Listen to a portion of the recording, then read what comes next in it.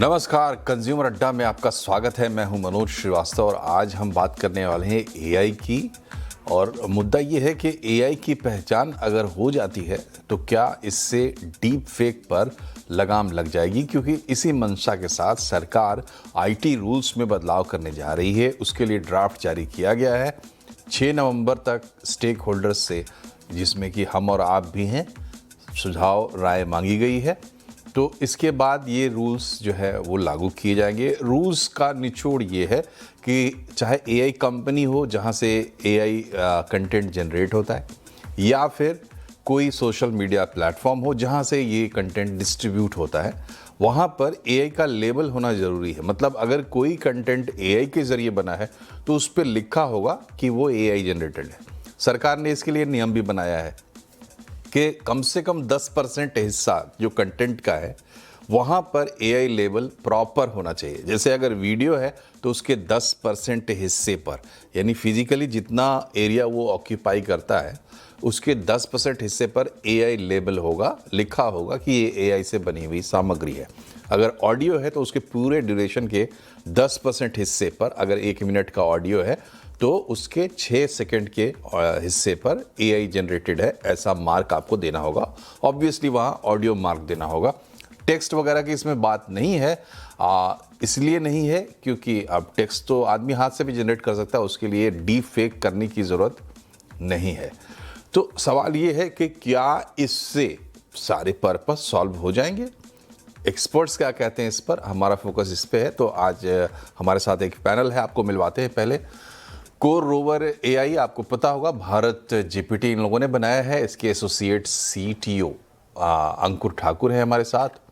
एक्रोनिक्स के country head है, cyber security में ये लोग काम करते हैं, राजेश छाबड़ा जी हमारे साथ हैं। और इसके अलावा साइबर लॉ एक्सपर्ट पवन तुक्कल साहब भी हमारे साथ जुड़ने वाले हैं। तो आप दोनों का बहुत बहुत स्वागत है।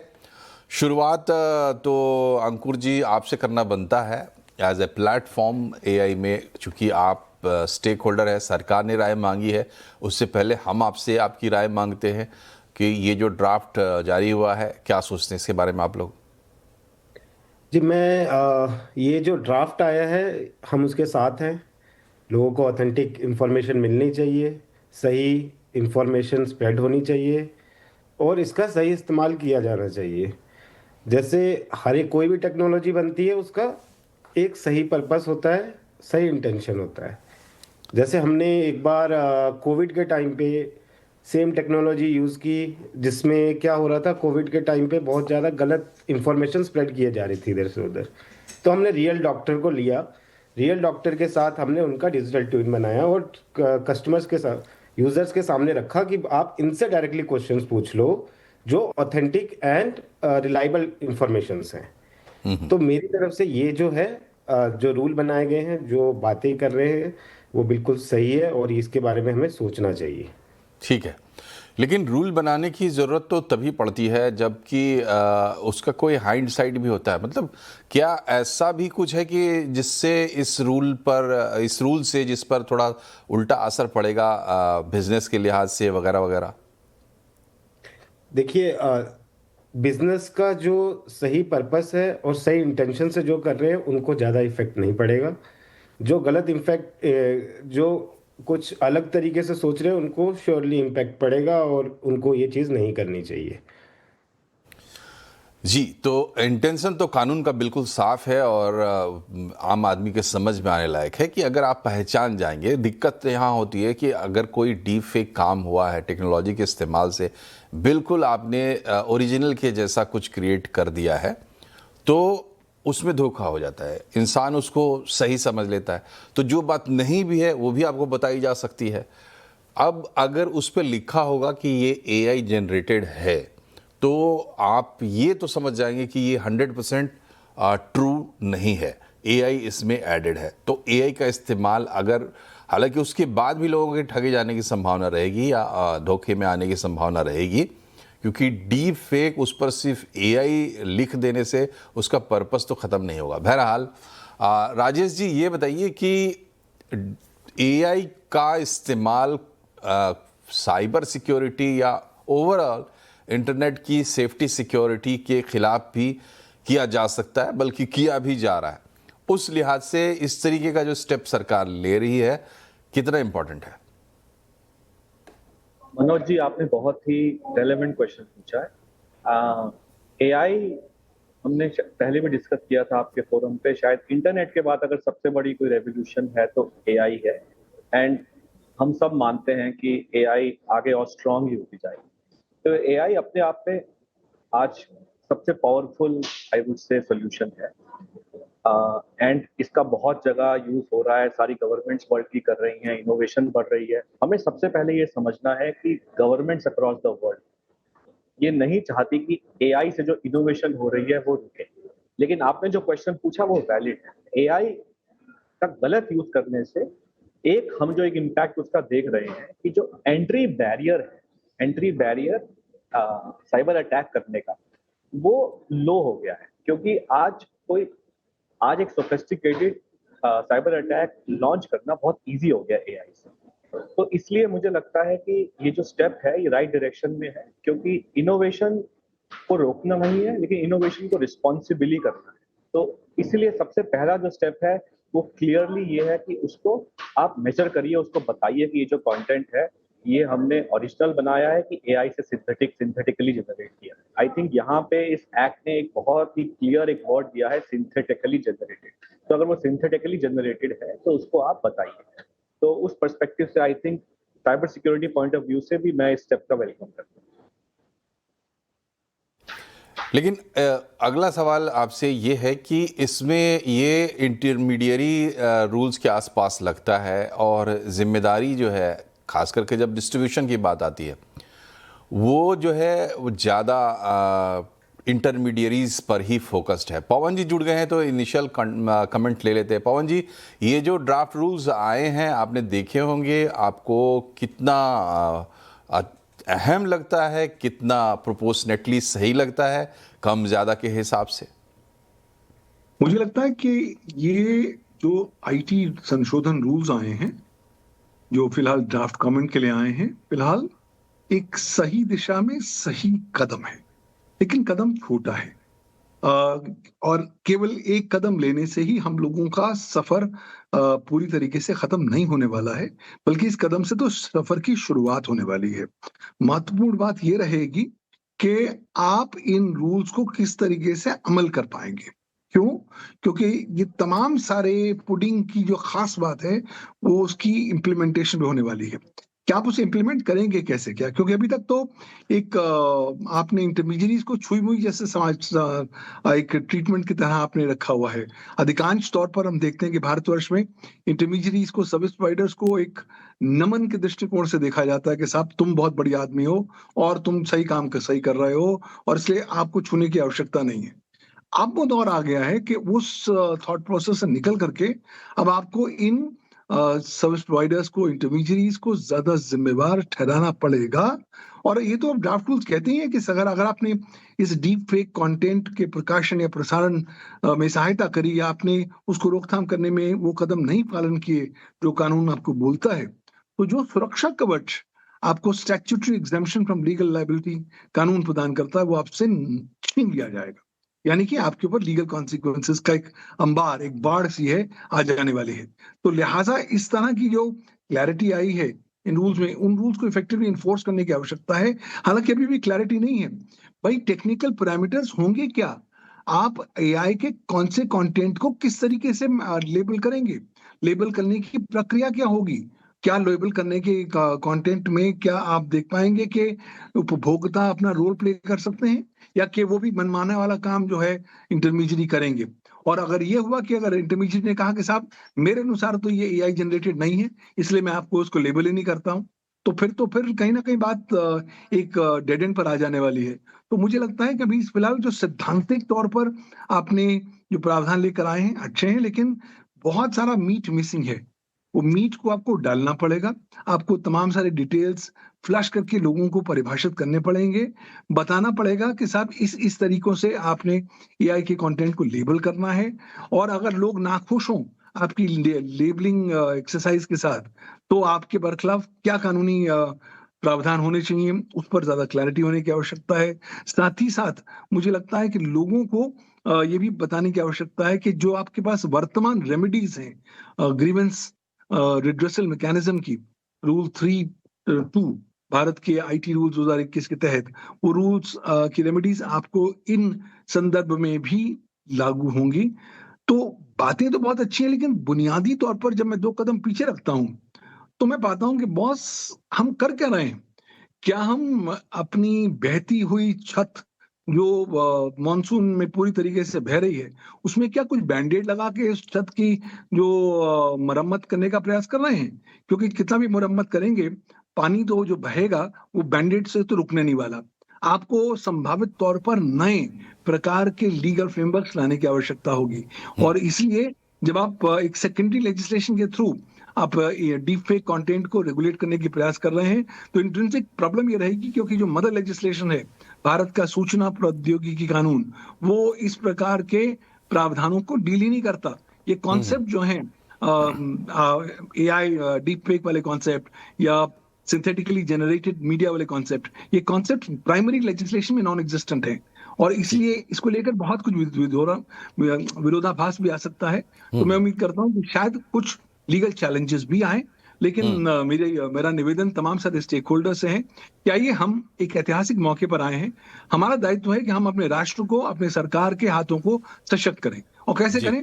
जहां जहां हमें कंसर्न एरिया आते हैं उनको आइडेंटिफाई करें, पब्लिक कमेंट्स में डालें, ताकि सरकार उन एरियाज को सशक्त कर पाए और इफेक्टिवली एक इफेक्टिव रेमेडी और इकोसिस्टम लेकर आ जाए, ताकि डीप फेक का दुरुपयोग भारतवासियों के विरुद्ध ना किया जा सके। जी, तो ये जो नियम आए हैं, इस पर आम राय तो यही है कि ये एक अच्छा प्रयास है, सही दिशा में है, लेकिन इसके साथ साथ कुछ कंसर्न्स भी हैं। थोड़ा लगता है कि थोड़ा और इसमें इजाफा करने की, जो पवन जी कह रहे थे, तो वो ठीक है, वो इस रूल तक अगर आप बात करें तो उस हिसाब से ठीक है।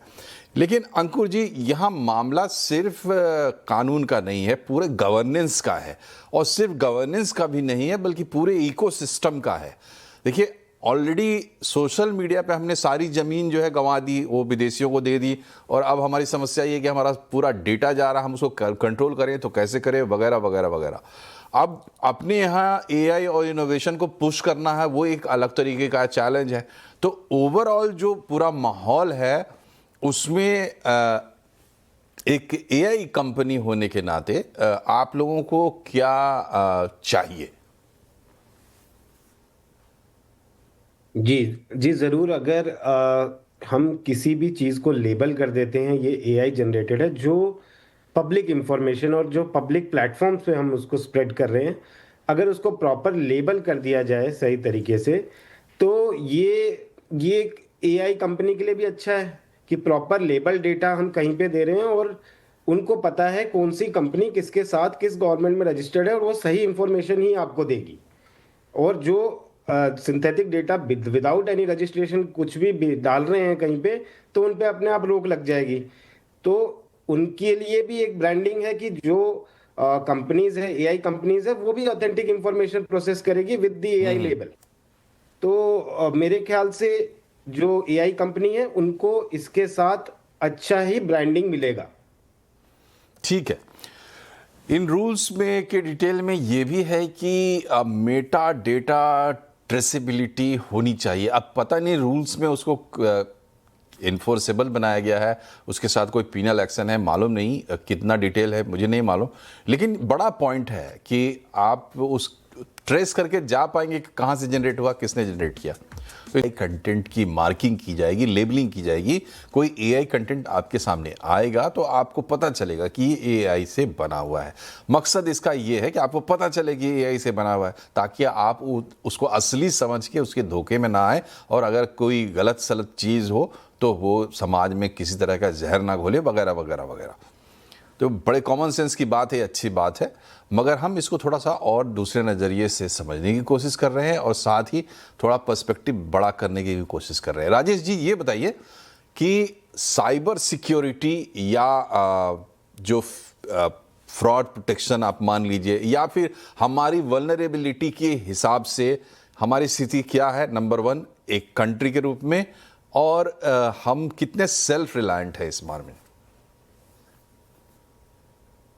साइबर सिक्योरिटी के पॉइंट ऑफ व्यू से इंडिया अनफॉर्चुनेटली अभी बहुत वल्नरेबल है। 2025 में अब तक के जो 10 महीने हैं उनमें जो साइबर फ्रॉड्स हुए हैं और अगले 2 महीने का अगर हम फोरकास्ट लें तो ऑलमोस्ट 20,000 करोड़ का साइबर फ्रॉड इंडिया में 2025 में एक्सपेक्टेड है एंड ऑफ द ईयर। तो वल्नरेबिलिटी तो बहुत है। जितने भी इंस्टीट्यूट्स हैं जो साइबर अटैक्स पे रिसर्च करती हैं, जो साइबर थ्रेट्स पे रिसर्च करती हैं, उसमें हमेशा इंडिया वर्ल्ड की टॉप 3 कंट्रीज में आता है जो साइबर अटैक्स का टारगेट है।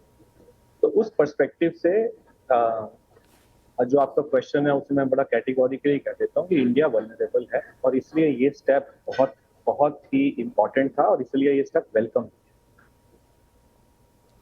ठीक है, तो धीरे धीरे हम आगे बढ़ेंगे। हो सकता है कि हम इसमें सेल्फ लैंड भी हो जाए, और कुछ हो या ना हो हमारे पास ह्यूमन कैपिटल ज़रूर है और उसका उपयोग हम भले नहीं कर रहे हो लेकिन दूसरे कंट्रीज़ कर रहे हो, मगर है तो हमारे पास। पवन जी, ये बताइए कि हमारे अप्रोच में क्या होना चाहिए, क्या नहीं है ये हम ना भी कहें, क्या होना चाहिए, क्योंकि इसमें भी हम ऐसा लग रहा है इंटरमीडियरीज पर डाल के छोड़ रहे हैं। पहले जिन चीज़ों में इंटरमीडियरीज पर हमने भरोसा किया उसमें क्या रिजल्ट हमें मिला है, और ये रणनीति अगर इम्प्रूव करनी हो तो क्या करना होगा? मुझे लगता है कि हमको एक होलिस्टिक अप्रोच लेने की आवश्यकता है, जो फिलहाल वर्तमान स्तर पर मुझे मिसिंग नजर आती है। क्यों? जब तक आप बुनियादी सवालों को उठाएंगे नहीं, तब तक आप बुनियादी चुनौतियों से डील करने की दिशा में आगे अग्रसर नहीं हो पाएंगे। अब आपने कह दिया कि साहब एआई जनरेटेड कंटेंट जो होगा या आपका डीफेक कंटेंट होगा, उसको रोकथाम करने की जिम्मेवारी आपने फिलहाल इंटरमीडियरीज के कंधे पर डाल दी है। आपको मालूम है कि भारत के पास कोई आज भी आर्टिफिशियल इंटेलिजेंस को समर्पित कानून नहीं है। क्या हमें मालूम है कि भारत का जो सूचना प्रौद्योगिकी कानून है सन 2000 का, वो सन 2008 के संशोधनों के बाद भी ये आर्टिफिशियल इंटेलिजेंस को कवर नहीं करता। तो इस संदर्भ में आवश्यकता ये है कि अगर छोटे कदमों को लेने के साथ ही हम समझें कि हम युद्ध जीत गए हैं, तो इससे बड़ी मिथ्या नहीं हो सकती। ये तो बहुत छोटे से कदम है और ये कदम आप उस दिशा में ले रहे हैं जहां पर आपका डॉक्यूमेंटेड जो हिस्टोरिकल पर्सपेक्टिव है वो बहुत कामयाब का नहीं हो रखा है। अगर आप ध्यान से देखें, जब से इंटरमीडियरी की परिभाषा आ गई सेक्शन 21W आईटी एक्ट में सन 2008 के बाद, तब से हम पा रहे हैं कि इंटरमीडियरीज को तो एक बहुत ही अपने पोले सॉफ्ट टच वाले रूट से अपनाया हुआ है। उनके बरखिलाफ आपने कभी कार्रवाइयां तो करी नहीं, तो लिहाजा कभी भी आपको जो इफेक्टिव रेमेडीज मिलनी चाहिए थी वो नहीं मिल पाएंगी। अधिकांश तो सर्विस प्रोवाइडर्स ये भी कहते हैं कि साहब हम तो आपकी कंट्री में ही नहीं है और हम तो अमेरिकी कानून का पालन करेंगे। तो ये तमाम सारी जो पहलू पहले भी होते थे वो अब भी होंगे।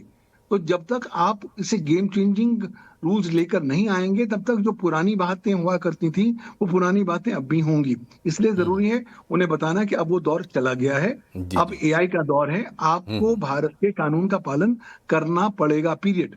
आप ये नहीं कह सकते कि साहब मेरी लोकेशन आपकी कंट्री में नहीं है इसलिए मैं फॉलो नहीं करूंगा। दूसरी बात, आप कुछ भी कर लीजिए, आप भारत की प्रभुता, अखंडता और सुरक्षा का सम्मान करना है, भारतीय कानून का सम्मान करना है। तीसरी बात, पूर्ण बात, आपने लोगों को इफेक्टिव रेमेडी प्रदान करनी है।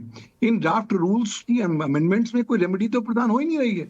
आपने सिर्फ कहा कि साहब ठीक है जी, ये एआई जनरेटेड कंटेंट है, इसको आपको लेबल करना चाहिए। लेबल नहीं करेंगे कोई बात नहीं, आपकी जो सुरक्षा कवच statutory exemption from legal liability है वो आपसे छीन ली जाएगी। उसके बाद क्या, छीन ली जाने के बाद भी आपके बरखिलाफ कुछ ना कुछ कानूनी कार्रवाई होनी चाहिए। वो कानूनी कार्रवाई की परिभाषा इन रूल्स में मौजूद ही नहीं है। मुझे लगता है भारत ऑलरेडी काफी थोड़ा पीछे चल रहा है। क्यों? क्योंकि और अलग अलग राष्ट्र हैं जो ऑलरेडी आर्टिफिशियल इंटेलिजेंस के ऊपर अपने राष्ट्रीय कानून ला चुके हैं, चाहे वो यूरोपियन यूनियन हो, चाहे वो चीन हो, साउथ कोरिया हो, एल सल्वाडोर हो, जापान हो। मुझे लगता है कि यहाँ पर केवल छोटे में ही हम अपना बला ना काटें, अच्छी बात है।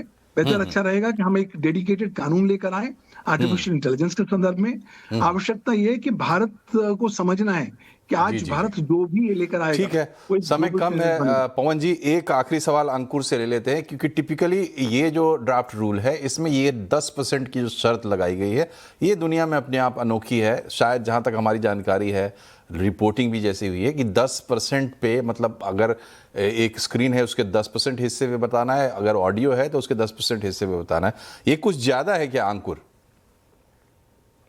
जी देखिए, ये तो विजिबिलिटी होनी चाहिए तो 10% में तो ठीक है, मगर अगर किसी भी चीज़ की ऑथेंटिकेशन के लिए, जैसे आपने अभी लास्ट टाइम कहा था, मेटा डेटा के थ्रू हम उसको आइडेंटिफाई कर पाए, या क्या बोलते हैं, वाटर मार्किंग यूज़ करें, या क्रिप्टोग्राफिक सिग्नेचर्स यूज़ करें, या for digital forensic signatures use करें, जिससे क्या होगा कि जहाँ पे वो 10% यूज़र अपने हिसाब से खुद डाल रहा है, ये कुछ प्लेटफॉर्म्स खुद उसको डिटेक्ट कर पाए और वो 10% और प्रॉपर एक इंफॉर्मेशन यूजर को स्प्रेड कर पाए कि ये जो चीज है, ये यूजर ने तो कंसेंट दिया ही है कि एआई जनरेटेड है। कभी कभार वो नहीं भी दे सकता है, मे बी उसको इंफॉर्मेशन नहीं हो ये चीज कैसे देना है।